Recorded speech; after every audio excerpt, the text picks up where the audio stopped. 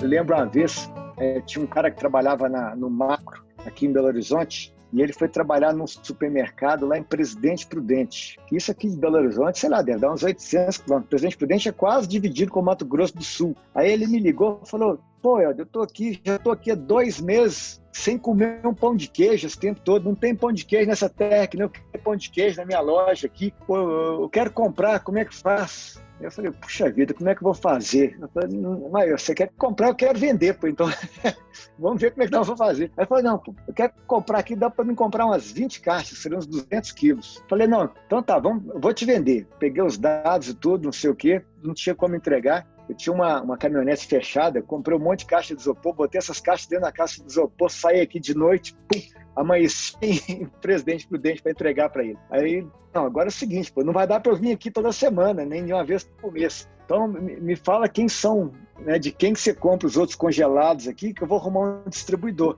Eu já estava na região, eu fui e visitei um por um, até que aí um deles era em Marília. Aí eu falei pro cara: não, mas é pão de queijo. O cara: pô, mas que pão de queijo? Quem vai comprar pão? Eu falei: não, pô, pão de queijo, você vende? Eu convenci o cara da gente começar consignado. Não, se não vender, não tem problema, você não precisa me pagar, mas eu venho para cá se precisar, para poder ir lá mostrar o produto. E acabou que o negócio também deu muito certo. E assim a gente foi. Quando Helder Mendonça e sua família começaram a produzir e vender pães de queijo congelados depois de passar por uma crise financeira, ninguém achava que, nas palavras de um bom mineiro, esse trem ia pegar não. Era o início dos anos 90 e quase toda a família do estado tinha a própria receita de pão de queijo. Mas a Forno de Minas não só vingou, como poucos anos depois fornecia pão de queijo congelado não só para Minas, mas para padarias, restaurantes e supermercados em todo o país. Em 1999, a família Mendonça vendeu os negócios para uma multinacional. 10 anos depois, eles receberam a notícia de que a Forno de Minas seria fechada e resolveram recomprar a companhia. Hoje, a empresa fatura algumas centenas de milhões de reais, possui 1.200 funcionários e está presente em mais de 90% dos supermercados do país. Neste episódio, a gente vai conhecer os detalhes da criação, venda e recompra da companhia que levou um cadinho de Minas para os principais cantos do Brasil.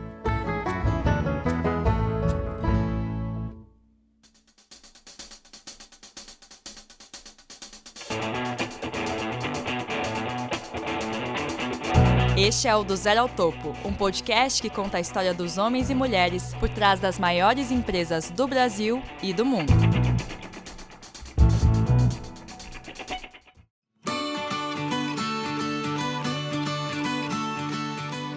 A minha família é toda do interior de Minas, né? Meus pais, meus avós, bisavós, são todos fazendeiros, né? Minha origem é bem mesmo em fazenda e eu acho que essa atividade ela teve renegada por muito tempo no Brasil, né? Sempre foi muito difícil a atividade no campo e tudo. Fazenda é um negócio de muito trabalho. Eu considero cada fazendeiro, cada produtor rural um empreendedor, porque é uma atividade empreendedora.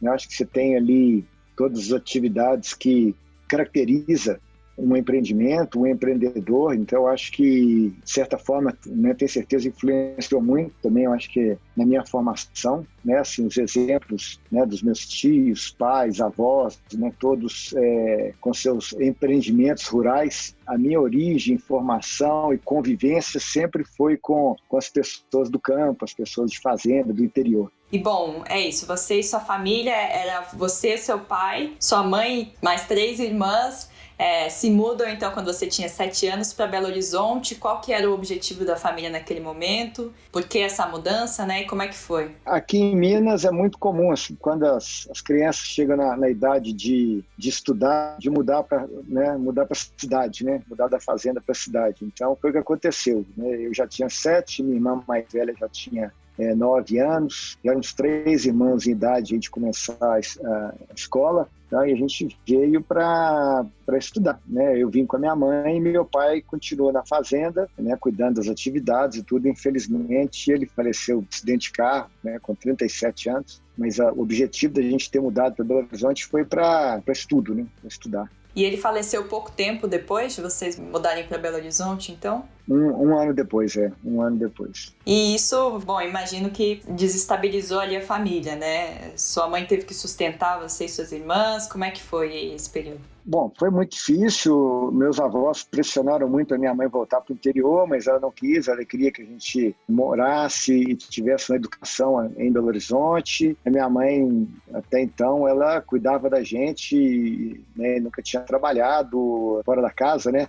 Sempre ajudando meu pai, né, com as coisas da fazenda e cuidando da gente aqui em Belo Horizonte, 4 crianças pequenas. Quando meu pai faleceu, ela vendo que ela não ia dar conta da atividade rural, porque a distância era muito grande, a fazenda era 450 quilômetros, não tinha como ela cuidar da atividade de fazenda. Ela acabou optando por vender a fazenda e manter a gente em Belo Horizonte estudando. Aí ela começou a trabalhar, ela voltou a estudar, ela não tinha terminado o ensino médio, então ela terminou o ensino médio, tirou carteira, começou a trabalhar com imóveis, né? Com o dinheiro que ela tinha vendido a fazenda, ela aprendeu uma atividade na época de comprar alguns pequenos apartamentos em construção e vender depois de pronto, e com isso ela começou a conhecer a atividade imobiliária, até que ela começou a trabalhar com imóveis, depois ela montou uma imobiliáriazinha, ela trabalhou muitos anos no mercado imobiliário. E com esse trabalho é que ela sustentou a gente e garantiu os nossos estudos, com 4 crianças pequenas, né, longe dos pais, da família, mas ela não quis abrir mão da gente morar em Belo Horizonte, ter uma educação melhor e tudo. Então ela conseguiu formar bem os 4 filhos. Durante a infância e a adolescência, você lembra de pensar em ter o próprio negócio ou de sonhar em ter uma fazenda? Quais eram os seus objetivos no começo? É estranho, porque eu nunca pensei em trabalhar em alguma empresa, em algum banco. Na minha época, na época que eu era adolescente e tudo, um bom emprego era gerente de banco, né, ou trabalhar nas empresas de consultoria, de auditoria e tudo. Esses eram os melhores empregos. Mas eu sempre pensei em ter meu negócio. Então, quando eu decidi fazer administração de empresas, eu lembro direitinho, no primeiro ano de escola, lá, quando aparecia alguma oportunidade de trainee ou de estágio, né, de algum banco, de alguma empresa grande, tudo que eles botavam no quadro da universidade, era aquela correria para todo mundo lá pegar e tudo. Eu nem olhava para aqueles anúncios, falei, não, eu não quero trabalhar em lugar nenhum desse, eu quero ter meu negócio. E aí comecei a trabalhar e pouco depois surgiu a oportunidade para eu comprar uma pequena lanchonetezinha na Savassi. Foi a minha primeira experiência empreendedora. Eu sempre quis ter o meu negócio. Eu nunca me vi trabalhando empregado em alguma empresa, como executivo, trabalhando em alguma empresa. Eu sempre busquei o objetivo de ter um negócio que fosse meu, de desenvolver algum negócio. Eu acho que sempre pensei dessa forma. E a relação com o pão de queijo vinha em paralelo aí na sua infância, né? Na sua vida, na sua adolescência. Como é que era essa história? Pão de queijo na vida de qualquer mineiro vem da... A gente já nasce comendo pão de queijo, mas eu, como vim da fazenda, assim como meus avós, bisavós e tudo, o pão, né, o café da manhã normalmente das fazendas aqui em Minas, né, porque a gente não tem farinha de trigo, em função de clima e tudo, os produtos à base de mandioca têm uma importância muito na alimentação, principalmente no café da manhã de quem é do interior e de quem mora em fazenda aqui em Minas. A razão, Letícia, é que as fazendas, de uma maneira geral, hoje bem menos, né, mas era quase que autossuficiente, né? Assim, a minha avó, né, que eu passava férias com ela, a minha avó, ela comprava na cidade querosene para lamparina, sal, acho que é só isso, querosene e sal, basicamente. O resto, tudo ela produzia na fazenda, né? Produzia rapadura, o açúcar, tinha tudo na fazenda. E o pão de queijo é um pão que a gente tem nas fazendas todos os ingredientes, né? Todo mundo faz polvilho, né? A gente, assim, né? Eu lembro da minha infância descascando mandioca à noite, todo mundo contando casos, assim, descascando mandioca para fazer polvilho. Então a gente fazia o polvilho, fazia o queijo. Você tem a banha, né, equivalente ao óleo de soja hoje. O pão de queijo era um item que você produzia com todos os ingredientes da fazenda. E também, como naquela época não congelava, tinha energia da fazenda, fazia o dia de fazer biscoito, normalmente era sexta, sábado, normalmente sábado fazia pão de queijo, fazia os outros biscoitos, né? A maioria à base de derivados de mandioca, de polvilho e tudo. E assava naqueles fornos, né, assim, a lenha, né, botava a lenha no forno, tirava com o calor da brasa e ia enchendo as latas com pão de queijo, com biscoito de polvilho, biscoito de nata, com todas as quitandas, né, com todas aquelas quitandas, e ficava na lata a semana inteira. Então, assim, eu botava na lata e o pão de queijo basicamente durava a semana inteira ali na lata e tudo. E aí, todo dia de café da manhã, a gente comia pão de queijo, comia alguma coisa e tudo dessa forma. Então, assim, a relação com os produtos derivados da mandioca e do milho, né, foi muito forte nas minhas raízes, né?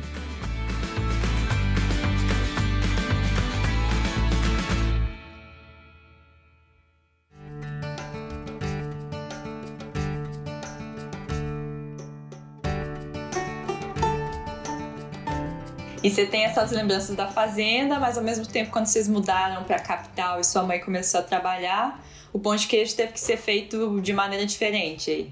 Então, aí o que aconteceu? Quando a gente mudou para Belo Horizonte, minha mãe já não tinha mais acesso diário aos ingredientes da fazenda, ir lá colher o ovo, fazer o queijinho lá que ela fazia, o queijo curado e tudo. E aí ela não tinha os ingredientes, ela trabalhava, era quase que a mesma rotina da fazenda, quer dizer, aos sábados ia ao Mercado Central, comprava os ingredientes, fazia o pãozinho de queijo, só que em vez de fazer, assar, o que ela fazia? Ela fazia as bolinhas com a mão, colocava nos saquinhos e colocava no freezer. Então, assim, aí ao longo da semana, a gente pegava no freezer e assava. Então, eu lembro, assim, que às vezes ia amigo meu estudar lá em casa e tudo, né, à tarde, né, a gente mesmo, assim, pô, me peguei já pré-adolescente, com 10, 12 anos, ia lá, pegava o saquinho de pão de queijo no freezer, botava no tabuleiro, assava. Então, assim, quando a gente foi montar o negócio, a gente já tinha muita noção de como o negócio funcionava bem, tanto na praticidade, né? Era muito prático, pegar do freezer e botar no forno, e também como preservava a qualidade, né? Então, acho que por muitos anos, por talvez aí quase 10 anos, antes de pensar no pão de queijo como um negócio, a gente já tinha dentro de casa essa experiência, né? A experiência de consumir o pão de queijo congelado e tudo, já era uma experiência que funcionava muito bem dentro de casa, né? Já tinham feito todos os testes ali necessários. O teste com a gente e com o mercado, porque nessa história toda também, os meus amigos, adoravam estudar lá em casa porque tinha pão de queijo, aí minha mãe dava para algum amigo levar para casa e tudo. Então, assim, as mães dos meus amigos e também dos amigos das minhas irmãs, todo mundo que já conhecia o pão de queijo lá da casa do Eda, né? Pão de queijo da Dona Dalva, né? A gente, nessa época, não vendia, mas já era um sucesso. Aí, quando eu comprei essa lanchonete, eu pedi à minha mãe, falei, mãe, você vai precisar fazer o pão de queijo para mim e tudo, você vai precisar de ir lá ensinar, eu vou contratar salgadeiras para poder fazer o pão de queijo. Ela falou, não, eu vou e faço. Eu saio do trabalho, vou lá e faço a massa, se põe na geladeira, não precisa nem de contratar ninguém, porque o que eu faço num dia vai dar para o outro dia todo. Quando eu comprei a lanchonete, o sucesso da minha lanchonete era o pão de queijo. Então, assim, quem trabalhava nos escritórios, nas lojas do comércio lá perto, a gente já tinha mais ou menos os horários das fornadas, né? Tinha cliente que já ligava, já reserva tanto, não sei o quê. Assim, acabou que a gente virou quase que uma lanchonete de pão de queijo, né? Assim, vendia muito, vendia o que dava conta de produzir, né? O que dava conta de assar e tudo. Então, realmente foi uma experiência muito positiva com o produto. Mas a gente não emendou daí para ter o pão de queijo, né? Porque aí, nessa época, eu tinha 21 anos, eu já entrei para a faculdade com 17, então eram 4 anos, com 21 eu estava formando, aí eu vendi essa lanchonete e resolvi morar fora, né? Resolvi fazer um ano de intercâmbio, matriculei na escola nos Estados Unidos de inglês, lá na universidade e tudo, e vendi a lanchonete e foi embora. Quando eu voltei dos Estados Unidos, que eu estava pensando o que ia fazer, né? Eu estava na faculdade, além da lanchonete, eu também trabalhava com um cunhado meu que tinha um atacado no Ceasa, ele era atacadista e tudo, Minha rotina ia para o Ceasa 4, 5 horas da manhã, aí saía de lá pelas 3 da tarde, ia para a lanchonete, saía da lanchonete às 7 da noite, ia para a faculdade e depois voltava para casa. Então, assim, nos 4 anos de faculdade eu tive o emprego e a lanchonete. Né? E quando eu voltei dos Estados Unidos, eu voltei a trabalhar com esse cunhado meu, mas sempre pensando em o que eu queria montar, né? E aí surgiu, né, uma oportunidade para eu montar um negócio com os amigos, com 2 amigos, um negócio de carro. Né? Eu fui trabalhar com esses 2 amigos num negócio de carro. Minha mãe continuava lá nos imóveis. Aí, Letícia, quando foi em 90 que o Collor ganhou, aí tinha uma ministra lá, Zélia Cardoso de Mello, lá, ministra da economia dele lá, ela fez um sequestro da poupança, bloqueou a poupança. Né? Em 90, né, era um plano do Collor lá para acabar com a inflação, então eles bloqueou a poupança, então ninguém mais tinha disponibilidade de dinheiro, quer dizer, ficou todo mundo com as aplicações, com os investimentos, com as poupanças bloqueadas, e eu tinha um negócio de vender carro, né, quer dizer, as pessoas, ninguém tinha dinheiro, minha mãe vendia imóvel, né, quer dizer, todos esses ativos aí, né, bens duráveis aí sofreram muito porque todo mundo podia sacar no banco, talvez o equivalente hoje a, sei lá, 2, 3, 5 mil reais, assim, ficou todo mundo sem dinheiro. E agora, porque o negócio de imóvel da minha mãe acabou, né? O meu negócio também de carro acabou.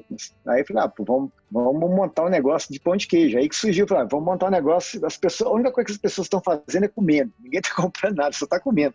Então vamos montar um negócio de comida. Aí a gente resgatou toda essa memória, essa lembrança que a gente tinha do pão de queijo dentro de casa, com toda essa experiência que eu tive com pão de queijo lá na lanchonete, vendendo barbaridade, vendendo muito. Aí a gente resolveu montar um negócio para vender o pão de queijo congelado. E foi engraçado, porque assim, as primeiras pessoas que eu fui conversar e tudo a respeito da atividade, falaram, pensa bem, nós estamos aqui em Minas Gerais, todo mundo faz pão de queijo, quem que vai comprar um pão de queijo pronto se todo mundo sabe fazer o pão de queijo? Eu falei, mas o negócio é tão prático, é tão fácil tudo. Até a gente também duvidava um pouco, porque há 30 anos atrás, a maioria das famílias ainda tinha empregado em casa. E todo mundo em Minas Gerais não só sabe fazer pão de queijo, como em Minas Gerais tem 20 milhões de habitantes, tem 20 milhões de receitas de pão de queijo, porque cada um tem a sua receita de pão de queijo. E cada um faz o melhor pão de queijo que o outro, né? Então, assim, a gente tinha muita dúvida se as pessoas iriam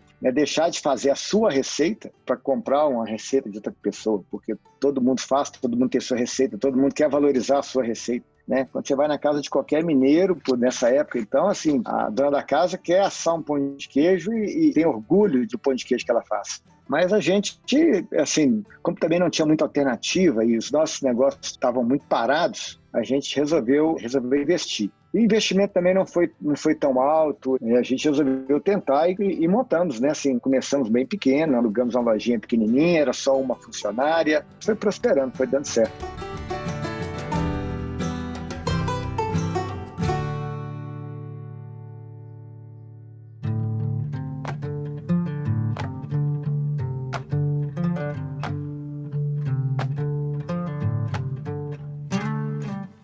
Nesse estágio inicial, quer dizer, vocês alugaram uma lojinha para fabricar mesmo. E aí, como é que era essa produção? E para quem que vocês pretendiam vender? Enfim, como é que era esse desenvolvimento inicial aí? Então, nós alugamos uma pequena lojinha, um ponto comercial que basicamente não estava indo muito bem, o local não estava indo muito bem, então a gente alugou essa loja com o compromisso de pagar o condomínio só e tudo, era um negócio muito barato. Eu fui nessas lojas que vendem equipamentos para padaria, para lanchonete e tudo, comprei lá uma pequena maceira, um freezer. O capital inicial para a gente fazer esses pequenos investimentos foi basicamente, porque minha mãe já tinha, o negócio da imobiliária dela estava fechando e o que sobrou da imobiliária dela eram as linhas de telefone. E nessa época, linha de telefone era um negócio que valia dinheiro, né? Então, na época, nós vendemos, ela tinha umas 4 ou 5 linhas de telefone. Nós vendemos as linhas de telefone e foi com o dinheiro das linhas de telefone que a gente fez esses primeiros investimentos, né? Esse investimento inicial.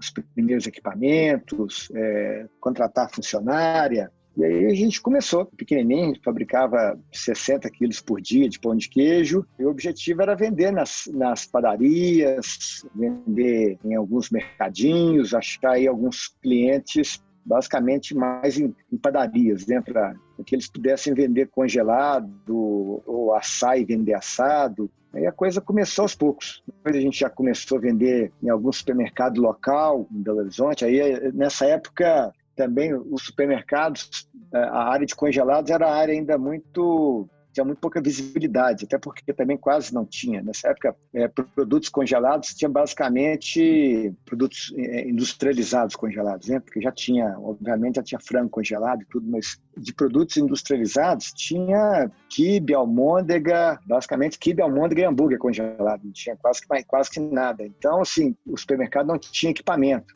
Aí, no início, a gente comprava um freezer, colocava um freezer nosso com a marca dentro do supermercado para as pessoas pegarem o produto congelado dentro do freezer. Aí, assim, a coisa começou, foi evoluindo e a gente começou a colocar nos pequenos supermercados regionais aqui. Depois, a gente apresentou e conseguiu entrar no Carrefour aqui em Belo Horizonte, que era um supermercado icônico que tinha aqui, era uma loja que vendia muito. E a coisa começou a evoluir, a coisa começou a andar, foi acontecendo, né? Quem que trabalhava tanto na produção? Era a funcionária que vocês tinham contratado? A sua mãe produzia, fabricava também? Era minha mãe, junto com a funcionária. A Hélida, ela se juntou a nós porque ela era psicóloga e ela tinha acabado de montar um pequeno consultório. Ela atendia adolescentes e tudo, e ela tinha poucos pacientes. Então, ela também tinha uma disponibilidade de tempo, aí ela ajudava, ia no Mercado Central a comprar as coisas. Eu vendia, eu ainda estava com o meu outro trabalho ainda, com a minha outra empresa ainda funcionando, né? Não estava indo tão bem, mas a gente estava ainda tentando ainda achar caminhos lá no negócio de carro, até porque a gente não sabia se o negócio do pão de queijo ia evoluir ou não. Então eu fiquei ainda um período ainda nos dois negócios, né? E à medida que a gente foi vendo o tamanho do potencial, né, que a empresa tinha, eu abandonei o outro negócio lá e tudo, e também me dediquei 100% à Fome de Minas, né? Ao negócio do pão de queijo. Não é como se vocês tivessem começado já com um baita plano e falado assim, caramba, isso aqui tem um potencial enorme, a gente vai sair distribuindo em tudo quanto é mercado. Como é que era a sua visão e da sua mãe? Assim, ela falou, bom, vamos fabricar um pouquinho aqui. O que era o sonho inicial aí? Então, como era um produto novo, né? Como era a categoria nova e tudo, o pão de queijo ainda assim, o horizonte nosso era um horizonte de Belo Horizonte. A gente nem tinha um horizonte achar que a gente ia vender em Rio, São Paulo, em outros lugares. Era o horizonte da conta de vender em Belo Horizonte. E a gente tinha muita certeza que funcionava muito bem na casa nossa e tudo, mas a gente não sabia se as pessoas iam estar dispostas a comprar, né, para fazer nas suas casas. E a categoria de congelados não era um negócio importante, né? Ninguém comprava nada muito congelado. Tinha muita discriminação ainda né? Você vê, hoje nós estamos em 2020, ainda tem discriminação de congelado, de vez em quando eu vejo as pessoas, produto congelado não é natural, produto congelado é não sei o quê. Eu falo, gente, não é possível que até hoje, né? Assim, tem pessoas que ainda acham que o congelamento não é uma coisa que não é natural. Quando você vê, a gente faz um pão de queijo lá hoje da mesma forma que eu fazia na minha casa. A única diferença que tem é que a gente tem uma escala maior. O ovo não é um ovo caipira, é um ovo de granja, mas, assim, no geral, são os mesmos ingredientes naturais, do mesmo jeito, um processo 100% natural e tudo. E a gente, de vez em quando, escuta aí uma discriminação que produtos congelados não são bons. Então, você imagina nessa época, né, como que era congelado. A gente tinha 200 interrogações em relação a se o negócio iria funcionar ou não, porque o produto era novo, o consumo de congelado era um negócio novo. Mas graças a Deus, felizmente, o produto caiu no gosto aí da minerada. Realmente o negócio cresceu bastante, tudo. Felizmente, pão de queijo acabou virando uma categoria, né? Hoje é uma categoria importante. Em alguns supermercados aí, a gente às vezes perde só para lasanha. Dependendo das redes, a gente está em primeiro lugar em congelados, ganha até de lasanha e pizza. O pão de queijo virou uma categoria.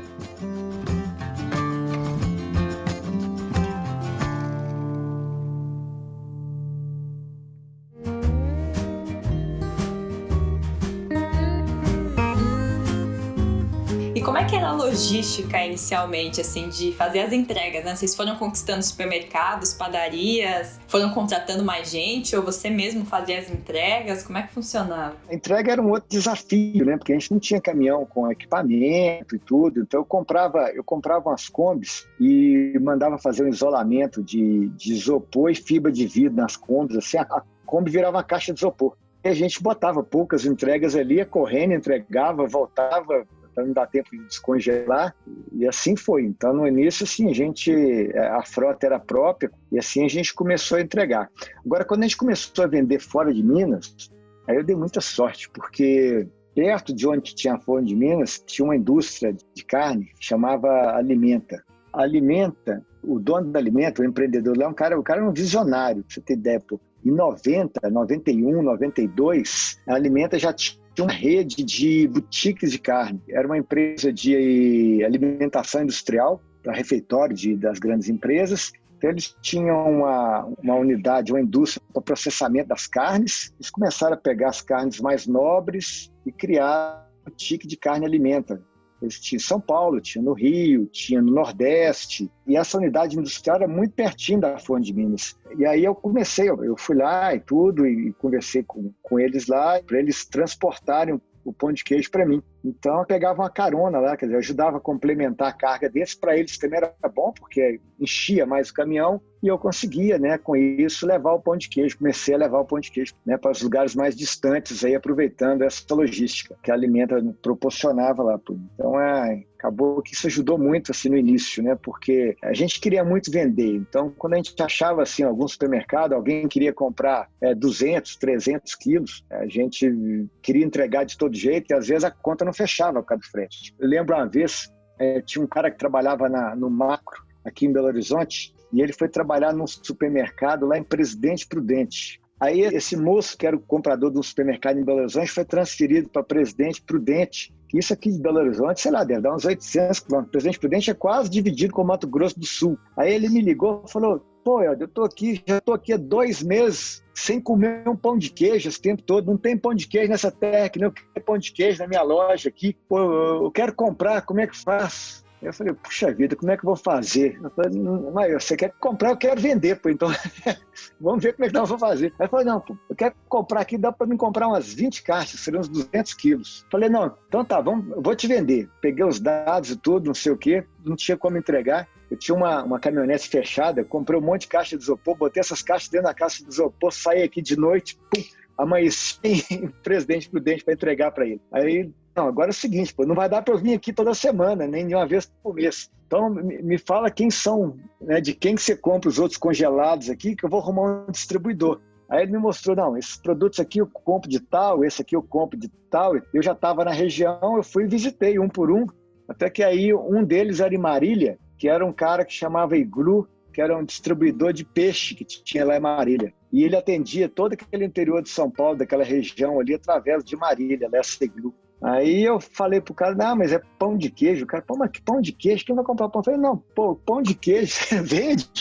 Levei lá em Presidente, lá, pô, vendi 20 caixas lá. Eu convenci o cara da gente começar, consignado. Não, se não vender, não tem problema, você não precisa me pagar, mas eu venho para cá se precisar, para poder ir lá mostrar o produto. E acabou que o negócio também deu muito certo com essa Iglu. E assim a gente foi, né, assim, difundindo o produto, o mercado foi conhecendo mais pão de queijo. Nós tivemos um garoto propaganda muito importante, né, porque com a saída do Collor entrou o Itamar, que era aqui de Minas. E o Itamar é aquele, né, ele era o vice-presidente, virou presidente, era um mineiro bem típico, bem característico, né? E ele montou o ministério dele com muita gente aqui de Minas e tudo. E na época o governo começou a ser chamado como a República do Pão de Queijo. O governo do Brasil era muita gente de Minas, então virou a República do Pão de Queijo. Foi quando nós fizemos a nossa primeira campanha, que era Forno de Minas, o mais gostoso da República. Né? A primeira campanha de outdoor aqui e tudo. E assim, acabou que com essa história, o produto pão de queijo acabou ganhando uma notoriedade, né? As pessoas, quem não conhecia no Nordeste, quem não conhecia no Sul e tudo, foi tendo a curiosidade de experimentar o pão de queijo mineiro, né? E aí acabou que hoje é um produto, né, que não tem ninguém no Brasil hoje que não conhece pão de queijo, né? Essas coisas foram acontecendo, né? Assim, ao longo de tantos anos, Letícia, muita coisa acontece. A gente foi aproveitando essas oportunidades, né? E foram surgindo muitos concorrentes aí nesses primeiros anos, porque é isso, tinha a República do Pão de Queijo, vocês investindo nisso, tinha mais gente tendo as mesmas ideias aí? Aí, à medida que o produto foi ficando conhecido e como o pão de queijo assim, é um produto que não tem muita barreira, talvez as poucas barreiras que tinham, nós da Forno de Minas como pioneiros e tudo, a gente foi resolvendo, né? Assim, do ponto de vista de processos produtivos, né? A partir do momento que a gente foi achando forma de fazer com mais eficiência e foi desenvolvendo os equipamentos para fazer pão de queijo e os equipamentos começaram a ser conhecidos e tudo, as barreiras foram caindo, foram aparecendo muitos concorrentes, porque foi ficando muito barato e fácil montar a indústria de pão de queijo. Quando a gente começou, que fazia muita coisa na mão, eu cheguei a ter 40 mulheres em volta de um monte de mesa com colher, assim, medindo com colher e fazendo bolinha na mão. Então, assim, à medida que a gente foi achando qual que é o equipamento que funcionava para não ter que fazer mais as bolinhas na mão, à medida que a gente foi melhorando os processos de congelamento, os equipamentos e tudo, e isso foi sendo conhecido, e as barreiras foram caindo, foram surgindo inúmeras fábricas. Então, hoje, em qualquer um dos 5.500, não sei quantos municípios do Brasil que você tem aí, você pode ter certeza que vai ter umas 5, 10 fábricas de pão de queijo. Né? É muito barato montar e o brasileiro tem uma veia empreendedora muito forte. Né? O brasileiro gosta de empreender e tudo. Somando essa característica aí das pessoas quererem empreender, junto com o fato de não ter nenhuma barreira, fez com que surgissem milhares de fábricas de pão de queijo, né, pelo Brasil. Aí, desses anos iniciais, vocês foram se desenvolvendo, foram ganhando mercado. O investimento, né, nos primeiros anos, ali nos primeiros 9 anos, para fazer esse crescimento foi vindo naturalmente? Vocês foram fazendo empréstimos? Como é que foi essa questão de dinheiro necessário para manter as operações? Dinheiro é sempre um problema, né? Assim, crescer é muito bom, mas crescer significa necessidade de capital de giro, necessidade de investimento. No início do negócio, a gente ainda pegou uma época inflacionária, muitos anos, nós pegamos ainda 4 anos antes de chegar ao real. E nesse período inflacionário, quando a gente tinha inflação de 80% ao mês, 40%, 50% ao mês, era muito empírico assim, a apuração de resultado e você entender se o seu negócio estava rentável ou não, porque as coisas mudavam de preço todos os dias. E, por exemplo, as operações dos supermercados, que pagavam com 30 dias e tudo, o cara me comprava um produto por 10, vendia por 8 e ganhava dinheiro, porque ele comprava com 30 dias, vendia rápido, girava rápido. Quer dizer, a inflação é um negócio louco, assim, da forma que nós vivenciamos no Brasil, né, com 40%, 50%, chegamos aí na época do Sarney a 80% ao mês. Então, assim, era um troço muito difícil. Então, você imagina tomar empréstimo num ambiente tão hostil assim, você precisar de capital de giro, você precisar de crescer sua atividade.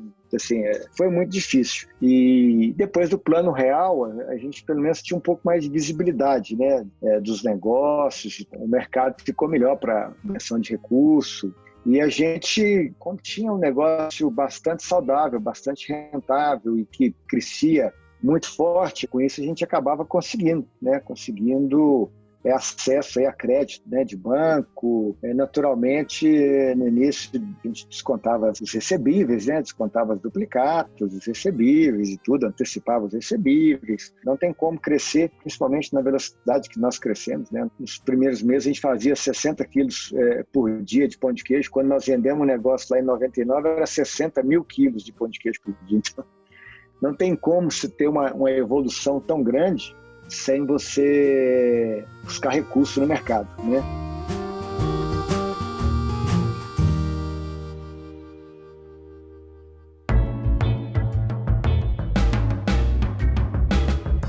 Agora vamos para esse capítulo, então, da história, que é a venda da companhia. Em 1999 surgiu, então, a oportunidade de vocês venderem para a companhia inglesa Pillsbury, que depois, né, virou a General Mills, uma multinacional do setor de alimentos. Mas explica pra gente como é que foi. Você falou que vocês estavam produzindo 60 mil quilos por dia de pão de queijo. O negócio já estava grande, então vocês estavam nas principais regiões do país. Que tamanho estava a empresa naquele momento? Como é que ela estava organizada? Então, o negócio já estava bem grande, já tínhamos começado a exportar um pouco, o pão de queijo já tinha virado uma categoria, a gente era líder absoluto da categoria, com mais de 60%, 70% de market share, o negócio estava indo super bem. Aí nós fomos procurados pela Pillsbury em outubro de 98, e a Pillsbury era uma empresa, né, na época, muito importante lá nos Estados Unidos, em outros países, era uma operação global, e eles estavam querendo entrar no Brasil, na área de congelados, e estavam buscando uma empresa que fosse líder de uma categoria, para que eles pudessem usar como uma plataforma para crescer. E eles já tinham comprado, no segmento de refrigerados, eles já tinham comprado a Frescarine, se não me engano, acho que era da Danone. Eles tinham comprado a Frescarine, então estavam buscando uma empresa de congelados, né? E aí, pô, eles se aproximaram, né? Eles nos procuraram e tudo. A gente nunca tinha pensado em vender o negócio, mas o negócio pareceu para mim como uma grande oportunidade, Letícia, porque a gente já estava aí há 10 anos, né? 10 anos já no negócio, e assim, foram 10 anos muito intensos, né, assim, de trabalho e função até do próprio crescimento também, a gente muito alavancado, né, e eles pediram para ver alguns números da empresa e tudo, e deram uma sinalização do que seria o valor e tudo. Aí nós nos reunimos e entendemos que era uma oportunidade, assim, que como negócio a gente não poderia perder. Se a gente fosse pensar do ponto de vista assim, emocional e tudo, é uma decisão mais difícil, mas se a gente fosse olhar friamente como uma oportunidade de business, de negócio, a gente não poderia perder aquela oportunidade, né? E aí nós começamos as tratativas e foi um processo de 1 ano, porque você pensa bem, uma empresa familiar e tudo, até que a gente consegue, né, pouca governança, até que a gente consegue organizar e botar ela num padrão de governança e tudo. E eles tinham contratado na época a KPMG, e eu contratei na época para assessorar a Ernst Young, e aí a gente, com 1 ano de trabalho, a gente conseguiu concretizar o negócio. E isso aconteceu no final de novembro de 99. E como é que foi a parte emocional mesmo, né, de desapegar da empresa? Para mim, sim, foi difícil, mas, por outro lado, foi uma sensação de dever cumprido, sabe? De ter criado o negócio cresceu, desenvolveu. Acho que é início, meio e fim, né? Eu tive essa sensação de início, meio e fim. Para minha mãe e para minha irmã, principalmente para minha mãe, que é mais emocional, que estava lá na produção, a visão dela era a visão só da fábrica, da qualidade, do produto, das pessoas e tudo. Para ela foi muito difícil, mas acho que ela soube entender, né? E aí foi bom também. Ela já estava cheia de netinho, que ela quase não via, né? Ela passou a ter mais tempo para poder ver os netos, né? Então acho que no início foi difícil, mas com o tempo, do ponto de vista assim, da gente poder ter também um pouco de qualidade de vida depois de 10 anos de muita entrega, de muita entrega, de muita luta, de muito trabalho, por mais difícil que tenha sido, eu acho que a gente deu conta de entender por essa ótica e entender que a gente tinha cumprido uma missão, sabe? E então vocês venderam a companhia lá no final de 1999, e como é que foi aí esses anos seguintes, né, para você, como alguém que tinha acostumado a viver ali com a barriga no balcão, né, como a gente diz, na frente dos negócios? O que você foi fazer, enfim, com dinheiro em caixa, foi investir em novos negócios? Como é que foi a partir daí? Nós ainda continuamos com atividade na área da indústria alimentícia, né? Porque a gente continua com laticínios, né? Nós vendemos a indústria, continuamos com laticínios, um contrato de fornecimento para Pillsbury, de queijo, né? De insumos lácteos, né? Queijo, creme de leite. Mas era uma atividade muito mais tranquila, né? Assim, comparado com o que era o nosso negócio lá e tudo, era um negócio muito mais tranquilo e tudo. A gente também tinha a tranquilidade do caixa, né? E acabou nos proporcionando oportunidade de investir em outras áreas. Então, a gente acabou fazendo alguns investimentos imobiliários aí na área de shopping center. Eu empreendi com outros sócios aqui em Belo Horizonte alguns shoppings, né? O Itaú Power em Contagem, o Pátio Savassi aqui em Belo Horizonte, e depois a gente acabei fazendo mais outros empreendimentos nesse setor, né? Que já foi muito bom, por sinal, com a pandemia. Eu acho que é um setor que está sofrendo muito, mas então acho que a gente continuou cuidando do laticínios, tocando essas outras atividades e tudo, mas com uma rotina muito mais tranquila, sabe? Uma rotina bem mais tranquila. Você acabava acompanhando aí o desempenho da Forno de Minas, acabava sabendo muito porque era um fornecedor ali de laticínios. Como é que você via a empresa aí falando de gestão? A gente não palpitava e nem assim, a gente estava distante da operação. Só mesmo aquela percepção como fornecedor que as coisas estavam caminhando de forma diferente, né? Porque como fornecedor a gente foi fornecendo, a gente foi vendo que os volumes estavam diminuindo e que também a quantidade de queijo na formulação estava diminuindo, né? Com isso, o laticínio, que tinha no início a Fone de Minas como o principal cliente, a gente foi buscando outros clientes do B2B. Por muitos anos, quando a gente tinha um câmbio muito favorável, a gente passou a exportar boa parte da nossa produção. A gente tinha um cliente nos Estados Unidos, a gente desenvolveu junto um parmesão, junto com um italiano aí, e trabalhava com esse cliente. E a gente aí por alguns anos estava exportando mais de 80% da produção do laticínios, enquanto o câmbio estava ajudando. E assim fomos levando esses 10 anos aí, 10 anos de férias.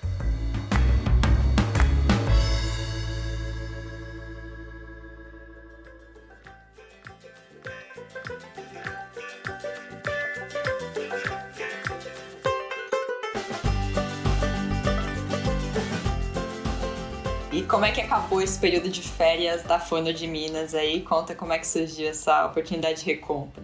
Bom, então, nunca tinha passado pela cabeça da gente recomprar a Fone de Minas e tudo, a gente nunca tinha nem pensado nessa história. E um dia em 2009, eu recebi um telefonema de um advogado que tinha trabalhado na negociação, porque como foi uma negociação longa, foi um ano de negociação para vender, acabou que a gente criou um bom relacionamento com os advogados lá da Pillsbury e tudo, e tinha um dos advogados que ainda estava na empresa. E quando a General Mills tomou a decisão de fechar a unidade, ele fez a gentileza de me ligar para me falar que a Fone de Minas iria ser fechada, eu iria saber pelos jornais, né, para que eu não viesse saber pelos jornais no dia seguinte. Ele foi gentil e me ligou, porque ele sabia do apreço que a gente tinha pelo negócio e tudo, né? Ele conviveu com a gente aqui um ano, lá em 98, 99. Aí ele me ligou e eu perguntei para ele, mas vocês vão fechar? Por que vocês não venderam o negócio funcionando e tudo? Porque isso aconteceu bem na crise, né, lá de 2009, né? Foi bem no auge da crise. Eles então tomaram a decisão de fechar alguns negócios que não estavam formando, que estavam dando prejuízo e tudo. E aí eu perguntei, mas o que vocês vão fazer? Ele falou, olha, a gente ainda não decidiu, a decisão que foi tomada é de fechar, então amanhã a gente vai fechar. Eu falei, olha, depois quando vocês decidirem o que vai ser feito, me liga, me conta tudo. Eu falei, não, eu falo para você. No dia seguinte saiu nos jornais que a Fone de Minas tinha sido fechada, que todos os funcionários tinham sido demitidos e tudo, né? E no momento ruim, que estava bem no meio dessa crise. Então aqui para Minas, né, por ser uma empresa mineira, local aqui, um produto que é sinônimo de Minas Gerais e tudo, foi muito ruim. E, bom, aí passaram-se uns 15 dias, ele me ligou e falou, Helder, nós tomamos uma decisão, nós vamos vender a marca e os ativos. Aí eu falei, eu gostaria de dar uma olhada, né? Sem compromisso nenhum e tudo, eu gostaria de dar uma olhada. Aí quando eu dei notícia lá em casa para minha mãe e para minha irmã, foi um inferno, porque elas ficaram desorientadas, né? Assim, com a possibilidade de comprar o negócio e tudo. E eu estava assim, bem pessimista, porque eles tinham me mandado os relatórios e tudo, os números estavam muito ruins e tudo, a empresa tinha perdido 2 terços do volume de quando eles compraram o negócio, apresentando, assim, já nos últimos 4, 5 anos, assim, apresentando muito prejuízo, sem nenhuma recuperação. Então, realmente, o negócio estava numa situação muito difícil. Aí eu falei que queria fazer uma visita, eu fui lá visitar, né, chegar aquela fábrica toda fechada, só segurança, tudo apagado e tudo. E a minha irmã e a minha mãe botando pressão, né? Tem que comprar, não pode ficar, Fone de Minas não pode deixar de existir, isso não pode. Eu falei, meu Deus. Aí eu falei, bom, vou mandar uma proposta, não custa nada, né? Assim, eu vou mandar uma proposta bem ruim, que eles já não aceitam, aí pronto. Aí eu mandei uma proposta, falei, olha, eu tenho interesse em mandar uma proposta e tudo. Ele falou, não, então tá aqui o e-mail, você manda a proposta para tal e-mail. Aí eu mandei um e-mail lá para uma pessoa lá que tinha um nome, certo? Parece até um nome indiano, assim, certo? Mandei um e-mail e tudo. Em menos de 24 horas, eles mandaram a resposta falando que aceitava a minha proposta. Falei, puxa vida, e agora? O que eu fui arrumar para mim, né? Bom, então, lá em casa, minha mãe festejou muito, né, com a possibilidade. Foi interessante, Letícia, porque para vender o negócio, pô, foi um ano de trabalho, de relatório, de não sei o quê, de auditoria, contrato gigantesco de 400 páginas. Até o direito de uso da imagem da minha mãe eu tive que vender junto com a Fone de Minas para conseguir vender, né? Assim foi, assim, para vender foi uma trabalheira danada. Por outro lado, para comprar, trocamos aí uns 3, 4 e-mails, num prazo aí de pouco mais de um mês. Nunca conversei com ninguém, nem por telefone, nunca vi ninguém. Assim, o negócio foi todo feito sem nenhum contato pessoal, sem nenhum contato telefônico, sem nada. Eles mandaram a minuta, os advogados conferiram a minuta aqui, mandei de volta, assinei eletronicamente aqui, eles assinaram lá. Eu só tive contato com uma pessoa que veio para me oficializar a entrega da fábrica e assinar um documento e tudo, que pareceu aqui uma mulher lá dos Estados Unidos. Mas foi um negócio muito diferente de tudo, né? Você imagina comprar um negócio assim sem conversar com ninguém, sem falar com ninguém, sem ver ninguém. Mas foi assim. E isso não te bateu uma insegurança de caramba, eu tô comprando esse negócio, nem tô vendo direito, tem os números, tudo bem, mas será que tem alguma coisa a mais? Ou eles não estão ligando? Enfim, teve uma insegurança de recomprar os negócios ou não? Então, assim, a insegurança que a gente estava tendo era em função dos números, que eram ruins e tudo. Eu fui tentar entender, aí eu viajei, fui em São Paulo, fui conversar com os varejistas principais, né, com os principais clientes lá de varejo, com as principais redes de varejo, para tentar entender o que tinha acontecido. O que eu ouvi muito de todo mundo foi, olha, a categoria de queijo, ela perdeu muita relevância, os produtos são todos iguais e não tem mais o mesmo volume que tinha na época suas. Então, assim, o ponto desanimador foi esse de ver que a categoria estava sofrendo, né? Então, assim, essa era a notícia ruim. Por outro lado, a gente interpretou que vamos tentar entender por que isso aconteceu. E para a gente, na nossa cabeça, isso aconteceu muito porque a Forno de Minas, que no cenário dos fabricantes de pão de queijo se diferenciava pela qualidade do produto e tudo, ela, para ficar mais competitiva em preço, ela acabou indo para a vala comum, ela acabou tomando a decisão de transformar o pão de queijo numa commodity, né? E fazer um produto igual ao produto que todos faziam, produto com aroma e tudo, muito diferente do produto que fez a Forno de Minas ser o que ela é. Então, assim, a grande aposta nossa foi que se a gente retomar o negócio e voltar a fazer um produto com a qualidade que o produto tinha antes e tudo, a gente vai fazer a categoria voltar a ser uma categoria em crescimento, que vende, né? A gente vai dar uma revitalizada na categoria. Essa foi a grande aposta.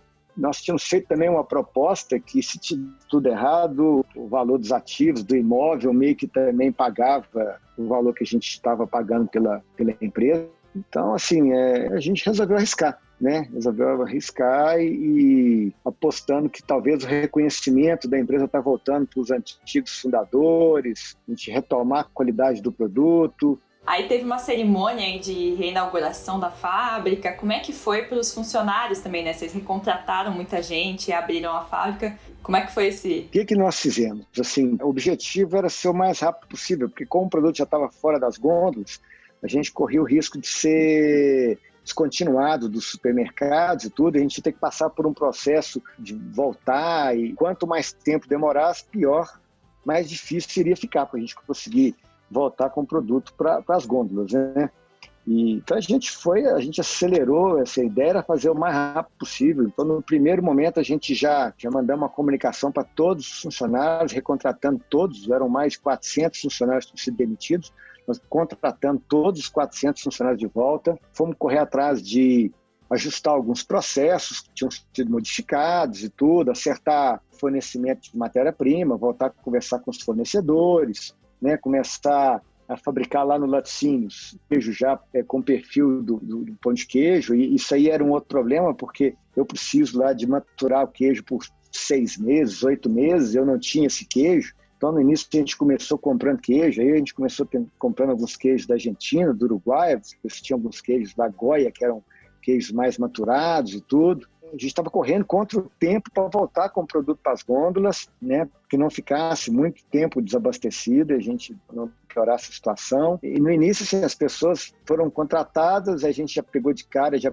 colocou a metade de férias, nos contratamos no dia seguinte a gente antecipou férias, ficou a metade nos ajudando lá na fábrica com essas mudanças dos processos e já começando testes, já com nova formulação. E a gente foi, aos poucos, retomando, assim, né? Aí, quando esse time voltou de férias, a gente botou o primeiro, né, a outra metade de férias. Foi um período muito tumultuado, porque né? Você começa um negócio pequeno que não fatura quase nada, mas você também não gasta quase nada, né? Sua despesa é proporcional à receita que você tem. Nesse caso, a gente tinha uma folha de 400 funcionários para pagar, uma indústria grande, que na hora que ligava ela, a conta de energia já era gigante. Então, assim, a gente tinha que imprimir muita velocidade para a gente não perder dinheiro por muitos anos, né? E assim a gente fez. Nós trabalhamos muito, tudo, colocar a coisa para girar e fomos organizando aos poucos. Um ano e meio depois, a gente já tinha uma operação já mais equilibrada. Com 2 anos, a gente já tinha um break-even, né? E a gente começou a ter uma operação já sem perder dinheiro, com 2 anos de funcionamento. Quando você fala a gente voltou, porque a sua mãe também, a sua mãe e sua irmã voltaram 100% para os negócios, e a sua mãe tinha quase 70 anos na época. Foi a família inteira voltando mesmo ali pro dia a dia. Foi a família toda. Minha mãe ainda tem muita. Minha mãe hoje tem 78, ela tem muita energia. Então, na época, ela tinha quase 70 anos, mas ela tem muita energia e tudo. E nós voltamos. Eu, minha mãe, a Elda, minha irmã, o Vicente, que é um sócio nosso, né, que entrou no negócio lá em 92 também. A gente nunca deixou de estar junto nos negócios, até porque a gente tinha laticínios, né, que funcionavam. Então, a gente nunca mudou, a sociedade continua a mesma. E tem uma história de que na cerimônia de abertura foi até padre benzer a fábrica de reabertura. Como é que foi? Foi uma festa na cidade aí, a retomada? Não sei, aí em São Paulo, no sul, aí se padre não benze, mas aqui em Belo Horizonte, se inaugurar qualquer coisa, tem que ter um padre benzendo. Então, todo supermercado que a gente vai, eu vou muito em inauguração de supermercados, todo mundo, toda inauguração tem um padre para benzer e tudo, isso faz parte. Então, nós fizemos uma reabertura e tudo, porque o fechamento da Fonte de Minas foi assim, principalmente naquele momento, que era um momento de crise e tudo, foi uma notícia muito ruim, né? Então, quando a gente conseguiu reforma e tudo, e a gente falou que ia reabrir e tudo, né? O governador já falou, não, pô, eu quero ir lá para prestigiar a abertura sua, a prefeita e tudo. Eu falei, puxa vida, isso vai acabar virando um evento, né? E acabou que a gente fez lá uma reabertura lá, com a dona Dalva cortando a faixa, o padre benzendo, o governador fazendo discurso, o prefeito, tudo que tem direito, né? E todo mundo comendo pão de queijo. Todo mundo comendo pão de queijo. Aí a gente convidou clientes também, a gente aproveitou para convidar os clientes e tudo, para ter um pouco de mídia espontânea, para ajudar a gente a retomar, né, os negócios.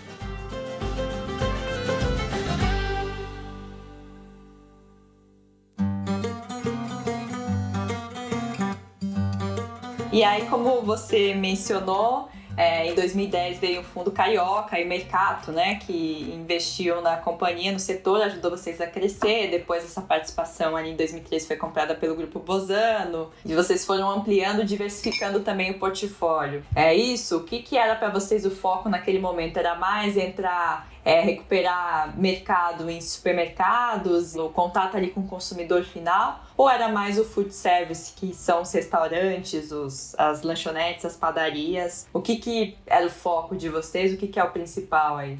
Quando nós vendemos o negócio lá em 99, o negócio era mais ou menos meia a meia, 50% food service e 50% autosserviço, né, o varejo, e sendo que o food service era o canal que mais crescia, porque é um canal que tem muita oportunidade e tudo. E a gente, quando retomou o negócio, a gente falou, puxa vida, seria muito bom se a gente desse conta também de fazer uma estratégia para o food service, né, com um portfólio adequado. O food service tem boa rentabilidade, né, é trabalhoso, dá trabalho, é desafiador, mas eu acho que é um canal importante, e a gente então tomou a decisão de voltar para o varejo, mas desenvolver uma estratégia para o food service, né? Adequando o portfólio de produto, fazendo investimento. Então, e hoje o food service tem mais ou menos 35%, representa 35% das nossas receitas. Naturalmente foi bastante impactado agora com o Covid, né? O food service aí, você pegar a venda em aeroportos, cantina de escola, hotéis, cafeterias, né? Isso, Starbucks, tudo isso está quase que foi a lona, né? Por outro lado, o varejo, as vendas cresceram, até compensou um pouco do que a gente perdeu no food. A gente acredita muito no food no tamanho do mercado de food service do Brasil, do tamanho da oportunidade, do tamanho do desafio também, né? Food service é muito desafiador, mas a gente não queria reconstruir o negócio e deixar para trás esse canal que a gente entende ser um canal que tem muita oportunidade. E falando ainda dessa questão de história mais financeira, de aportes e tudo mais na empresa, em 2015 eles chegaram a fazer um pedido de abertura de capital, né? Entraram na Bovespa+, que é um segmento voltado para empresas menores que querem entrar aos poucos no mercado financeiro brasileiro, para depois, quem sabe posteriormente, fazer uma abertura, um IPO, uma oferta inicial de ações. Mas essa oferta acabou não acontecendo e em 2018 vocês fecharam o capital. Explica um pouco para a gente dessa decisão, de como é que foi esse processo de entrada e por que vocês acabaram decidindo fechar ali o capital e não optando por fazer uma oferta de ações. Em 2015, quando a gente começou a fazer esse movimento, já nessa pedido do nosso sócio, pedido do Bozano, já criando aí algumas alternativas, já preparando aí já uma forma, né, da saída do Bozano, né? O fundo de private equity tem um momento que tem que sair tudo. E então, na época, nós fizemos essa movimentação aí da abertura de capital e tudo. Então, a gente teve que aprimorar bastante com as questões de governança. Para mim, foi uma experiência assim, muito importante de entender como que era o funcionamento, né, para fazer um IPO, de fazer um roadshow. E aí, quando a gente estava preparando para poder tomar a decisão de qual caminho seguir aí já, né, na iminência da saída do Bozano, né, apareceu uma oportunidade de vender a participação para um sócio estratégico. Era uma alternativa para a gente melhor, porque a gente passava por ter um sócio que ia nos ajudar, né, com toda a experiência, a gente passava a ter um sócio que tem uma operação global, que tem mais de 50 fábricas pelo mundo, que poderia até nos ajudar no nosso processo de internacionalização. A gente acredita muito no potencial do poder de vida sempre global. Então, nós entendemos que fazer um negócio com um parceiro estratégico era mais interessante do que uma abertura de capital.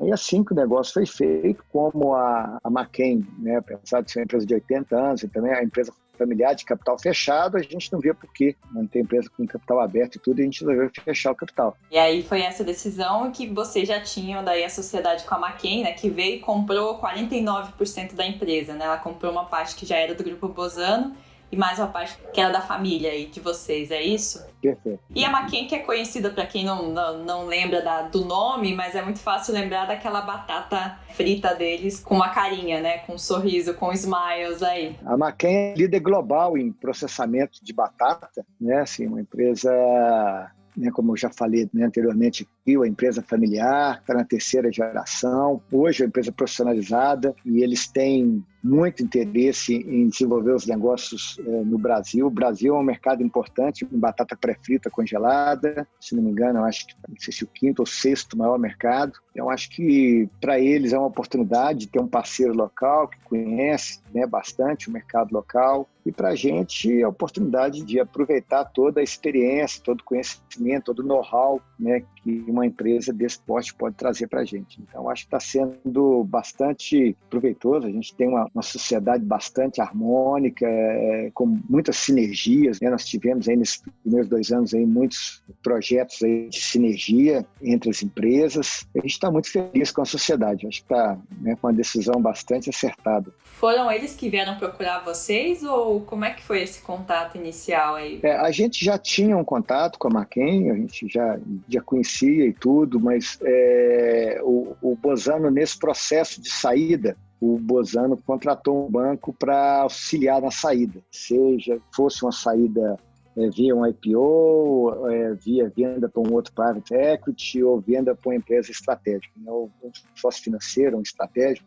Então, veio através da contratação que o Bozano fez para auxiliar a saída do fundo. E desde então eles têm gente da família McCain que faz parte do conselho da Forno de Minas. Como é que é a organização de sociedade aí? De que forma isso evoluiu a sociedade de vocês na administração dos negócios? Nós temos um conselho, os conselheiros da McCain, porque a McCain tem uma empresa no Brasil, tem uma atividade no Brasil, eles têm uma fábrica na Argentina e tinha já um escritório de vendas aqui no Brasil e tudo, então já tinham um CEO aqui no Brasil. Então hoje eu sou presidente do conselho. Forno de Minas tem mais 2 conselheiros, tem um conselheiro independente e tem mais dois conselheiros da McCain.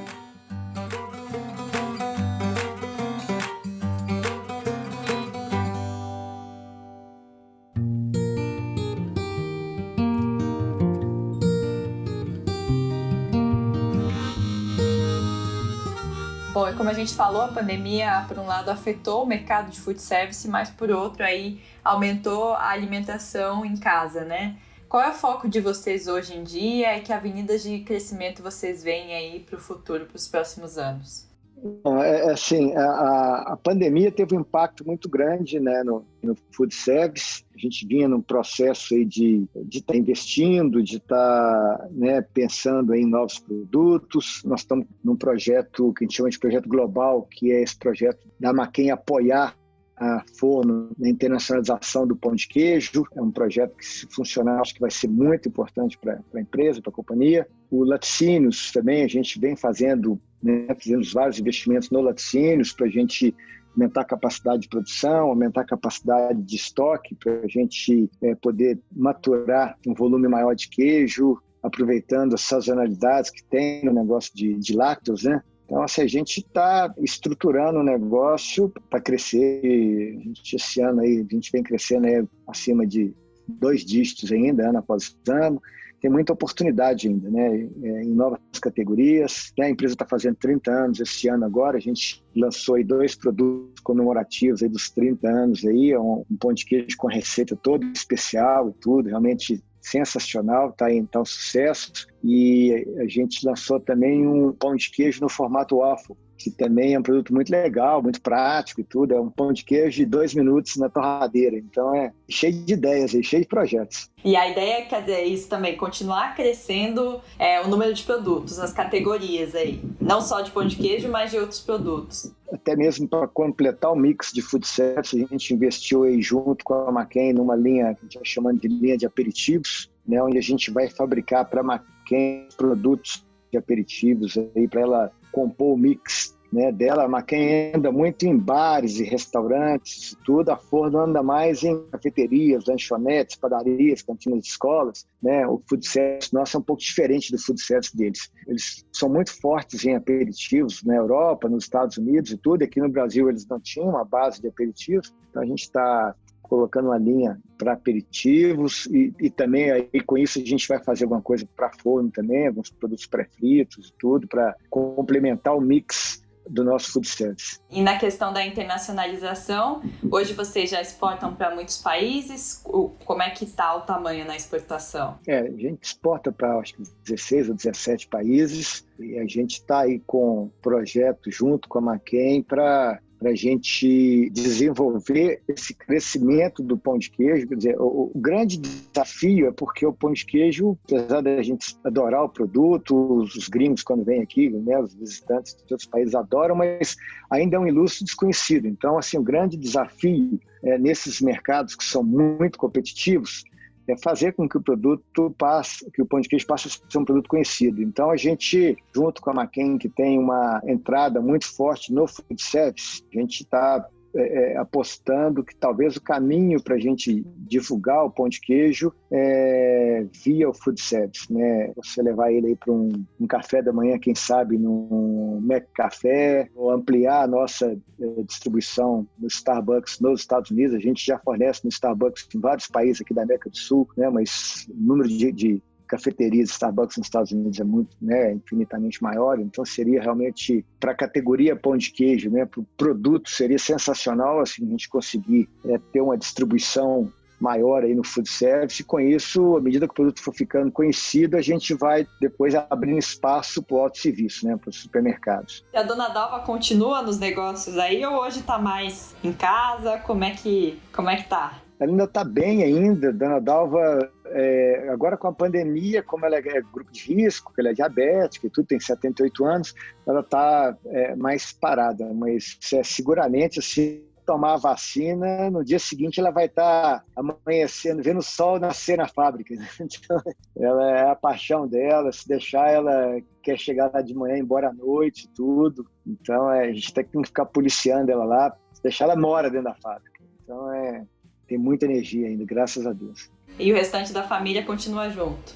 Continua junto. Estamos todos aí só mesmo assim, torcendo para a pandemia passar e a gente poder retomar o ritmo normal, né? Voltar para o ritmo normal. E Dona Dalva nunca sequer imaginou que o pão de queijo dela seria tão famoso, né? Pois é, imagina, né? Quer dizer, hoje você tem pão de queijo dela aí nos 4 cantos do mundo, né? Mas ela sempre quer mais. Minha mãe é uma pessoa que sempre quer mais, sempre quer fazer mais, sempre quer inovar, sempre acha que pode melhorar, sempre pode, né? Então, realmente ela tem muita vitalidade, é muito motivada com a empresa. A empresa, para ela, é o 5º filho.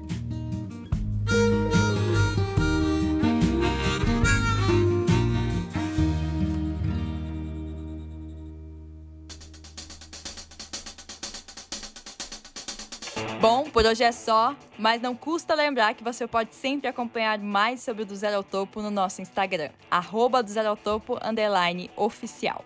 Eu sou Letícia Toledo, sou responsável pela produção e pela apresentação desse podcast. A edição de som desse episódio foi da produtora Pupa. Até mais!